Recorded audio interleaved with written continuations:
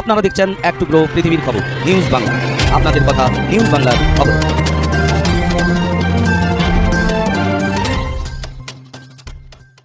পশ্চিম মেদিনীপুর জেলার খড়গপুর রেলনগরী পুরাতন বাজার উড়িষ্যা ট্যাঙ্ক হাই রোড দেখতে পাচ্ছেন।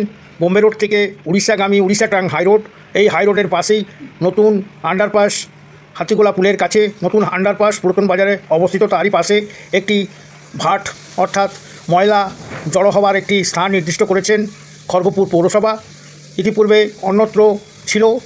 এইখানে নোংরা আবর্জনা এবং পচা দুর্গন্ধে পথ চলতি মানুষের অসুবিধা হচ্ছিল, পাশাপাশি আশেপাশের দোকানিদের অনেক কষ্ট হচ্ছিল এবং প্রায় এই ধরনের ভাটে ময়লা উপচে পড়ে রাস্তায়।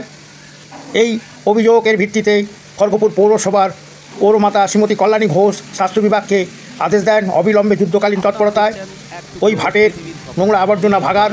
এই ভাগারে কুকুর মরা, গরু মরা, মুরগি ছাট থেকে নিয়ে নোংরা আবর্জনা স্তূপ হয়ে যায় এবং রাস্তায় পড়ে থাকে। এই অবস্থায় খড়গপুর পৌরসভার স্বাস্থ্য বিভাগ এসে ট্রাক্টর এবং লিফটারের মাধ্যমে ময়লা নিষ্কাশন করে গাড়িতে পৌরসভার গাড়িতে লোড করছেন, দেখাই যাচ্ছে নিউজ ভিডিওতে।